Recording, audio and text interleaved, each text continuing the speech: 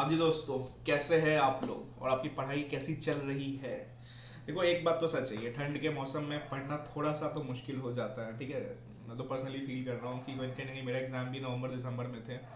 तो वो सुबह उठना एक अलग ही चैलेंजिंग टास्क होता है। तो ठीक है, पढ़ रहे हो, जो ऑल आर वॉरियर्स। जनवरी है, मई में आपका एग्जाम जाएगा, तो थोड़ा कहीं ना कहीं वो ठंड वंड हट चुका रहेगा और धीरे धीरे ठंड हट भी रहा है।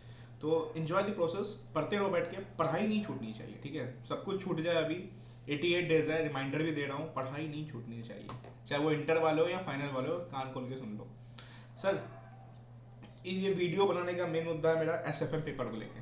लाइक जैसे मैं टेस्ट सीरीज अभी लगातार चल रहे हैं, मेंटरशिप में मैं सारे स्टूडेंट के टेस्ट सीरीज एंड ऑल ले रहा हूँ। तो उसमें हमारे एस एफ एम के 2 या 3 टेस्ट हो चुके हैं। ठीक है, जो मैंने 15 तारीख को बैच लॉन्च किया था। ठीक है सर, उसमें मैंने एक चीज़ इंपॉर्टेंट क्या दिखा है ना, एस एफ एम पेपर में बच्चे ना क्लिनिकल मिस्टेक बहुत ज़्यादा कर रहे हैं। सर, क्लिनिकल मिस्टेक मतलब बताता हूँ, पूरा वीडियो देखो, आपको आखिरी तक गारंटी है एग्जाम में कहीं ना कहीं 5 to 10 मार्क्स का कुछ ना कुछ वैल्यू एडिशन ही होगा। ठीक है, तो वीडियो देखना अच्छे से। सुनो सर, सबसे पहला ये आपको टिप्स है एस एफ एम एग्जामिनेशन के लिए। कहीं ना कहीं 70 नंबर आपको आ सकते हैं, 60+ आराम से जा सकता है। क्योंकि अभी मैंने आरटीआई कॉपीज देखा है, कुछ स्टूडेंट के आरटीआई कॉपीज मेरे पास जैसे जैसे आ रहे हैं, मैं देख रहा हूँ। तो क्या मिस्टेक हो रहे हैं, मेजरली मिस्टेक क्या है, जो कि मई 23 के स्टूडेंट को समझना चाहिए कि यहाँ पे हमें विकेट आउट बोल्ड नहीं होना है। सर, सबसे पहले सुनो, बी अटेंटिव। सर, अटेंटिव का मतलब क्या हुआ, एग्जाम हॉल में बैठे हो, 3 घंटा का पेपर है, क्वेश्चन पेपर आया, पेपर बनाना स्टार्ट किए, एंड आपको पता होगा 8 मार्क्स का क्वेश्चन आता है, 884 884 884।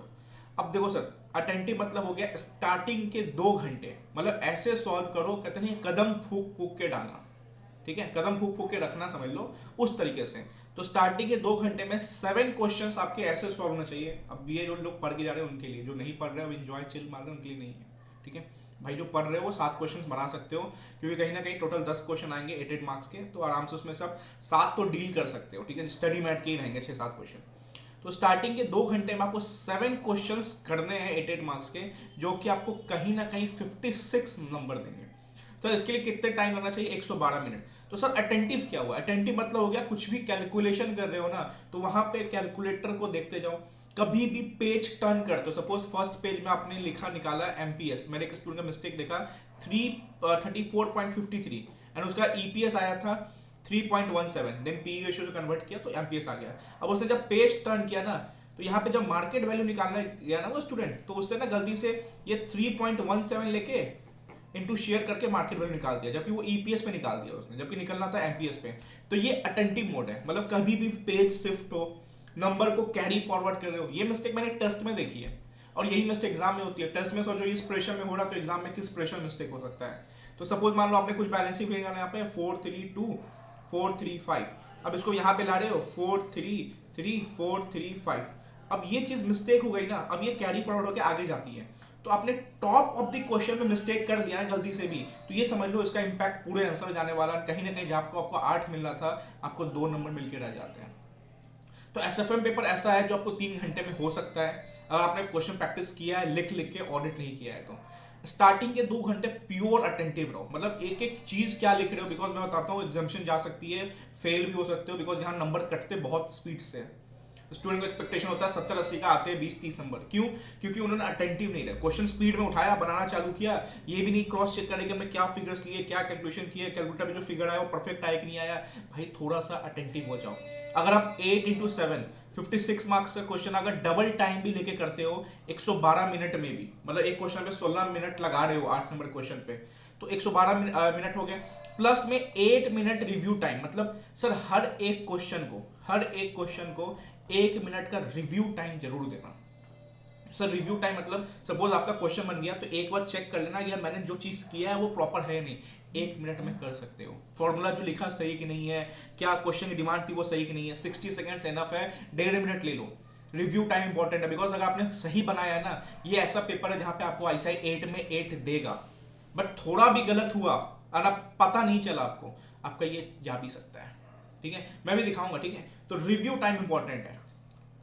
समझ गए? तो स्टार्टिंग के 2 घंटे ऐसे क्वेश्चन उठाने जहां पे परफेक्ट लगता है ये सही होगा मेरा, एंड अटेंटिव मोड में कैलकुलेट भी कर रहे हैं तो प्रॉपर धीरे धीरे कैलकुलेट कर रहे हैं, बिकॉज देखो स्टार्टिंग के सेकंड पेपर में आता है तो गड़बड़ाना नहीं चाहिए, ठीक है? धीरे धीरे फिगर्स डाल रहे हैं, आराम से कर रहे हैं, डबल टाइम भी लेके चल रहे हैं, एंड 1 मिनट रिव्यू टाइम भी दे रहे हैं, तो हम 2 घंटे में 56 मार्क्स का पेपर बना रहे हैं, कहीं ना कहीं एक बेटर पोजीशन बनाएंगे। लास्ट के 1 घंटा थोड़ा स्पीड जा सकते हैं, ठीक है? अब सुनो सर थ्योरी इंपॉर्टेंट है। अभी जैसे पेपर आरटीआई चेक किया, प्रैक्टिकल्स में अगर स्टूडेंट ने 80 मार्क्स अटेम्प्ट किया तो कहीं ना कहीं 54 नंबर आ रहे हैं, और थ्योरी में उसको 1-1.5 नंबर ऐसे मिल रहा है, तो टोटल 56, किसी का 48, किसी के 52 ऐसे है, बिकॉज उन्होंने थ्योरी अच्छे से नहीं किया। तो सर थ्योरी तो आउट ऑफ बॉक्स आ जाता है, सुनो आउट ऑफ बॉक्स आता है, बट स्टार्टअप चैप्टर की थ्योरी 8 नंबर की आएगी, 2 क्वेश्चन आएंगे। सेक्रेटाइजेशन एक 4 मार्क्स का रहेगा ही रहेगा। तो सर 12 नंबर तो आप आराम से यहाँ से 12 में 10 उठाओ। मैंने 12 में आई थिंक 12 उठाया था, ठीक है? 3 क्वेश्चन यहाँ से थे, मैंने फुल थे, अभी दिखाऊंगा पेपर, ठीक है? तो यहाँ से वो चीज़ है जहाँ पे उठा सकते हो। सर थ्योरी लिखना कैसे वो भी बताऊंगा। सर एक रिस्क मैनेजमेंट चैप्टर यहाँ से तो वार का कंसेप्ट आएगा, या तो एक थ्योरी आएगा, यहाँ से भी आने के चांसेस 4 मार्क्स होते हैं। तो ये 3 चैप्टर है जहाँ पे आपको लगता है कि यार यहाँ से थ्योरी आएगी, वरना रिस्क मैनेजमेंट से एक प्रैक्टिकल आएगा। तो कहीं ना कहीं 16 मार्क्स आप कर सकते हो। सर व्हाट अबाउट जो 8 नंबर की थ्योरी और आती है, जिस पर एसेट बेस्ड मैनेजमेंट आ गया, या कुछ भी अलग टाइप की थ्योरी आ गई, म्यूचुअल फंड से, डेरिवेटिव से, उस पर अपन का कंट्रोल नहीं है। अगर वो करने जाओगे तो कहीं ना कहीं प्रैक्टिकल्स में टाइम ज्यादा लग जाएगा, फिर आप कहीं ना कहीं मिसमैच कर जाओगे, तो उसको छोड़ दो, ठीक है? उसको छोड़ने मतलब हो गया कि ठीक है लास्ट में किसी थ्योरी बुक पढ़ लो थोड़ा एग्जाम सेंटर से पहले, एग्जाम वाले डेज के दिन पहले, बट उस पर हम कंट्रोल नहीं कर सकते बॉस। जहां कंट्रोल है वहां कर सकते हैं। एसएफए में नंबर भी आता है 96, किसी का कभी हाईएस्ट 100 आ जाता है, कहीं ना कहीं थ्योरी दिख गया, वो लक बाई चांस वो चीज़ आ गई, बट अदरवाइज पोर्टफोलियो थ्योरी आ गया, म्यूचुअल फंड से थ्योरी आ गया, वो नहीं बन पाता है, ठीक है? जनरली आप कुछ लिख के आ जाते हो, वो 1 नंबर मिल गया, 2 नंबर मिल गया एग्जामिनर के मूड पे, बट कहीं ना कहीं इस चैप्टर की जो थ्योरी होगी 16 मार्क्स, ये आपको करना है।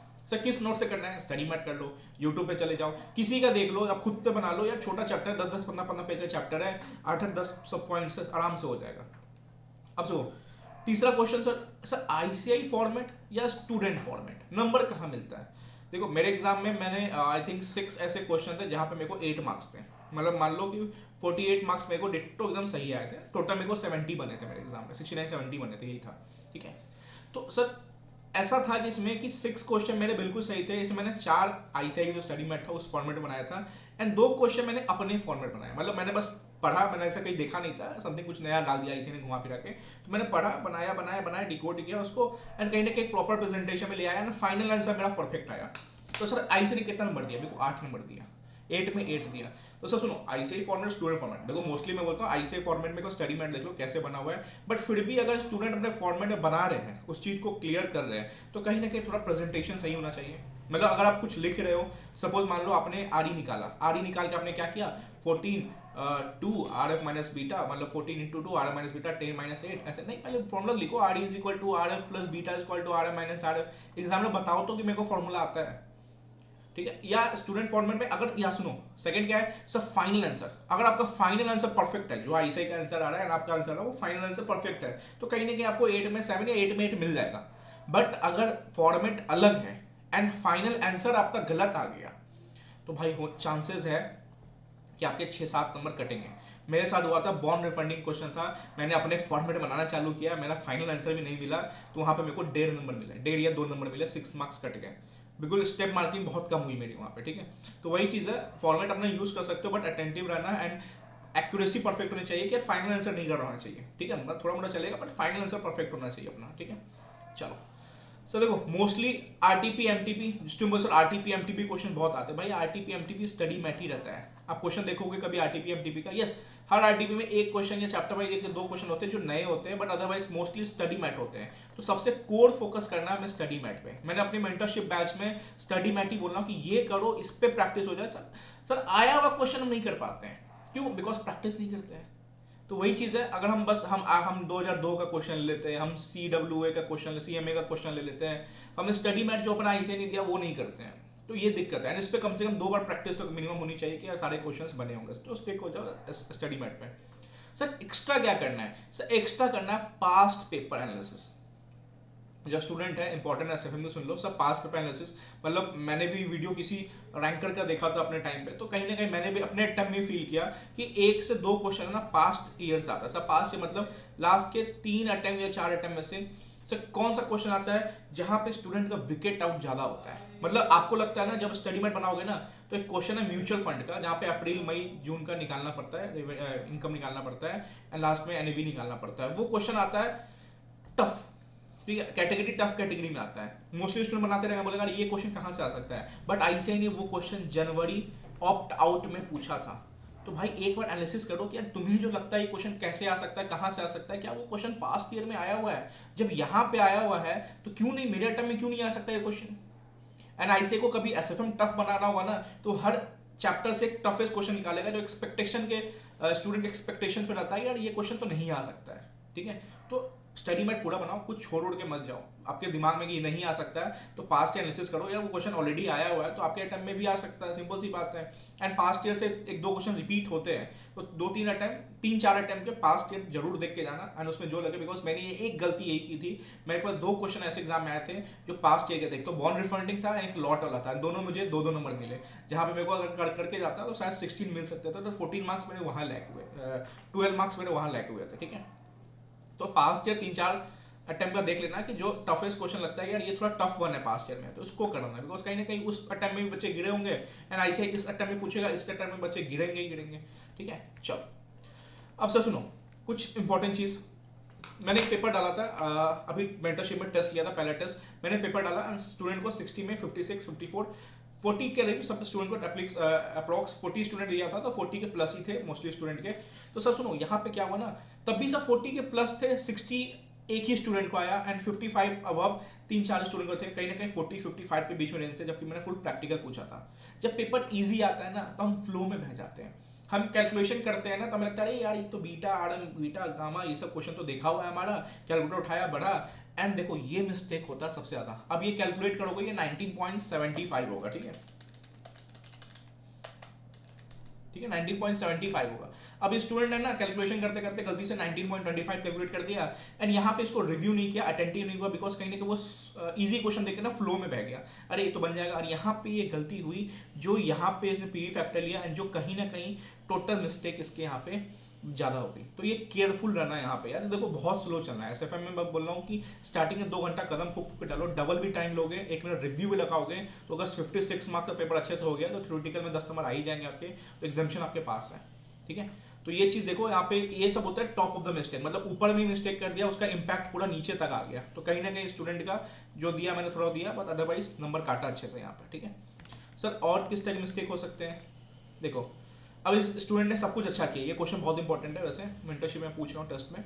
अब देखो यहाँ पे इसका सब कुछ सही था, अब यहाँ पे ना इसने प्रॉफिट निकाले बट टैक्स की कैलकुलेशन नहीं की, क्यों नहीं की, टैक्स कैलकुलेशन मिस कर गया, ये सर देखा ही नहीं अमाउंट, भाई प्रॉफिट निकालने में टैक्स करना होता है। अब इससे क्या इंपैक्ट आया, कैपिटलाइजेशन रेट गलत आ गया, टोटल अमाउंट गलत आ गया, एंड कहीं ना कहीं देखो ये पूरा नीचे तक इंपैक्ट डालता है। तो हम पेपर तब देख के आते हैं ना, बोलते यस पेपर हमारा बहुत सॉलिड गया है, बट हम ऐसे छोटे से क्लिनिकल मिस्टेक करते हैं जो हमें एग्जाम के आरटीआई पेपर में या बाद में पता चलती है। तो यहाँ पे थोड़ा अटेंटिव, मतलब मैं अगेन बोल रहा हूँ कि तुम कदम फूक फूक के डालना है, मतलब स्टार्टिंग का 2 घंटा आराम से खेल जाओ एसएफएम में, सर जीत जाओगे आप, ठीक है। सर और क्या मिस्टेक होती है, सर देखो और तीसरी मिस्टेक क्या होती है, जब टैक्स फैक्टर दिया जाता है ना 40%, तो हम 240 डिवाइड बाई 40% कर देते हैं, जबकि हमें 240 डिवाइड बाई 1 माइनस 40% करना है, देन वो वैल्यू निकलता है। तो यहाँ भी इस तरह मिस्टेक्स काफ़ी हुई है। अभी देखो IV5 का आ गया यहाँ पे, अब इसको प्रेजेंट वैल्यू एट 0 लेके जाना था, अब स्टूडेंट ने क्या क्या निकाल दिया डायरेक्ट, अब इसको ये मिस हो गया कि 0 पे इंटू 0.406 करना था, जो कि हमारा प्रेजेंट वैल्यू इस डेट का आ जाता, जब स्टेज 1 स्टेज 2 को कैलकुलेट करते हैं। अब ये जल्दबाजी में क्या हो गया, इसने गलत लिख दिया, एंड ये इंपैक्ट यहाँ पे आ गया, पूरा फाइनल आंसर गलत हो गया, एंड नंबर कटे इसके 6 में 1 नंबर दिया मैंने इसको, बस 1.5 नंबर। तो ऐसे भी यही देगा आपको यहाँ पे, ठीक है। अब सुनो सर एक इंपॉर्टेंट चीज़, सर फॉर्मेट देखो ये मेरा पेपर है, ठीक है, मैंने स्टार्टिंग में वैसे क्वेश्चन उठाए जहाँ पे मेरे को चांसेस थे कि 8 में 8 में ला सकता हूँ, बहुत अटेंटिव हो गए। अब एक चीज़ और क्या है ना कि डायरेक्ट कभी भी है ना इस तरीके से मत लिखो यार, ठीक है 20 इंटू 4 लिखता है, बट क्या है ये 20 नंबर ऑफ शेयर्स है, 40 क्या है ये EPS है, तो एक्सप्लेनेशन देना है, एंड मैं एक ही क्वेश्चन में नहीं दे बोल रहा हूँ, मैंने हर क्वेश्चन में ये चीज़ दिया है, ठीक है। चलो देखो मैं एक चीज़ दिखाने वाला हूँ थोड़ा सा, ठीक है। ये देखो मैंने वही सब क्वेश्चन पिक किए जो मेरे को लगता था यार यहाँ पे मेरी एक्यूरेसी परफेक्ट होगी। देखो प्रेजेंटेशन मैंने रूलर और कुछ नहीं, मैं नॉर्मल लाइन लगाया, फॉर्मेट लिखा यहाँ पे, ठीक है, कैलकुलेशन किया, एंड कहीं ना कहीं लास्ट में आके मुझे अपना 8 में 8 मिला। तो ऐसे क्वेश्चन उठाओ एंड अटेंटिव रहो। सर थ्योरी कैसे लिखना है, नॉर्मल थ्योरी लिखो, ठीक है। पॉइंटर्स आने चाहिए, लाइक इसके ट्रेड क्रेडिट हो गया, लीज हो गया, फैक्टरिंग हो गया, ठीक है, ये पॉइंटर्स आने चाहिए। ऐसे पॉइंटर लिख के मत आना, अंदर का एटलीस्ट थोड़ा सा कंटेंट लिख के आना, नहीं भी आता हो लिख देना उसके नॉलेज के लायक, क्योंकि 4 नंबर का होगा, सिर्फ आप पॉइंटर लिखा होगा तो 1.5 नंबर देगा, बट उसके अंदर कुछ लिख के दोगे कहीं ना कहीं 3 नंबर मिलने के चांसेस ज़्यादा है। देखो ब्लैंक मत छोड़ना, ठीक है, सिर्फ पॉइंटर नहीं, अंदर कुछ लिख के जरूर आना, ठीक है। अब देखो ये मेरे से गलती हुई थी, बॉन्ड रिफंडिंग क्वेश्चन, ठीक है। एंड देखो थोड़ा सा मेजर मिस्टेक मेरा शायद यहाँ पे समथिंग कुछ हुआ था, इसकी वजह से मेरा देखो 6 मार्क्स डिडक्ट हो गए, टोटल 2 मिले। तो वही बोलता हूँ कि फॉर्मेट अगर चेंज हो रहा है कहीं ना कहीं, थोड़ा सा फाइनल आंसर मिस्टेक हुआ, आपको नंबर भाई साहब जी खोल के काट लेगा, वो दिल खोल के नंबर काटेगा, ठीक है। चल अब देखो ये यहाँ पे मैंने क्या किया, फॉर्मेट अलग यूज किया। ऐसे के फॉर्मेट में देखोगे टेबुलर फॉर्म में बना हुआ है, मैंने इंडिविजुअली एक एक करके उतारा एंड एक एक करके मैंने कैलकुलेट करना चालू किया, ये 1, ठीक है, ये 2, ऐसे टेबल में क्या है, ऐसे टेबल बना हुआ है। तो सर फॉर्मेट चेंज किया, कोई दिक्कत हुआ नहीं, फाइनल आंसर परफेक्ट है मेरा, मेरे को 8 आउट ऑफ 8 मिला है, ठीक है। तो वही बोल रहा हूँ कि एंड एक चीज देखो थ्योरी में वही चीज बोल रहा हूँ, देखो मैंने लिखा की पॉइंटर्स, अंदर का कंटेंट एंड अंडरलाइन, ठीक है। तो 4 में 4 मिला मेरे को, थ्योरी में देखो 4 में 4 है, तो मैं वही बोल रहा हूँ, ऊपर भी 4 मिला, यहाँ भी 4 मिला, एक क्वेश्चन में और 4 है, तो कहीं ना कहीं 12 में 12 उठाया मैंने थ्योरी में। तो theory is a game changer भाई, 69 में मेरे को 12 आ रहा है, इसमें से 12 हटा दो, कहीं ना कहीं एग्जाम्पशन मेरे चले जाती है, थ्योरी नहीं पढ़ता तो थ्योरी पढ़ना जरूरी है, ठीक है। अब देखो ये क्वेश्चन क्यों बोल रहा हूँ मैं, ये मैं था यहाँ पे, याद है मुझे अब भी कि मैं 3 मिनट 3 घंटे 3:10 था, ठीक है, मैं ये क्वेश्चन अटेम्प्ट करना स्टार्ट किया, मैंने अटेम्प्ट करना स्टार्ट किया एंड देखो क्या हुआ मेरे साथ, मेरे को जब पूरा क्वेश्चन बना दिया मैंने, देखो मैंने पूरा क्वेश्चन बना दिया, मैंने लास्ट तक निकाल दिया, जब मैंने रिव्यू किया ना, मतलब आई थिंक 3 बज के मैंने इसको 10 मिनट में स्टार्ट किया था, मैंने घड़ी देखा था, याद है मेरे को 25 मिनट मतलब 15 मिनट मैंने क्वेश्चन तैयार कर दिया बना के। जब मैंने रिव्यू किया ना तो मेरे को लगा यार यहाँ तो पोर्टफोलियो का रिस्क पूछ रहा है, अप्रिशिएशन पूछ रहा है, मैंने इंडिविजुअल निकाल दिया, इंडिविजुअल नहीं है, पोर्टफोलियो पूछ रहा है, पोर्टफोलियो मतलब आपका दोनों शेयर्स मिला के। फिर मैंने क्या किया, इसको कट किया, 3:25 पे कट किया, बहुत प्रेशर फील हुआ बट कोई बात नहीं, मैंने बोला यार मैं कर दूंगा, पेपर मैंने स्टार्टिंग के क्वेश्चन अच्छे किए, 40 मार्क्स बन जाएंगे, मैंने उसको पूरा कट किया, ठीक है। एंड मैंने फिर यहाँ से अपना कंटिन्यू किया आंसर, पोर्टफोलियो निकाला, देखो टोटल करके पोर्टफोलियो को निकाला, एवरेज रिटर्न निकाला, ये निकाला, ये निकाला, ये निकाला, एंड टोटल लास्ट में ये फाइनल से निकाला, देखो 2 4 6 ऊपर 2 मिला है एंड टोटल 8 में 8 मिला। सर ये इतना ओवर राइटिंग किया आपने, अरे कोई दिक्कत नहीं है, एसएफएम पेपर है चलेगा, बट फाइनल आंसर परफेक्ट होना चाहिए आपका, ठीक है। एंड रिव्यू करके मैंने अपना 8 मार्क्स बचाया। मैं ना अगर प्रेशर फील करता नहीं यार छोड़ देता हूँ क्वेश्चन को जैसा रहने देता हूँ, वो मेरे को पता है एग्जाम में क्या देता, 2 नंबर देता, कहीं ना कहीं इसमें 6 नंबर मेरे जाते।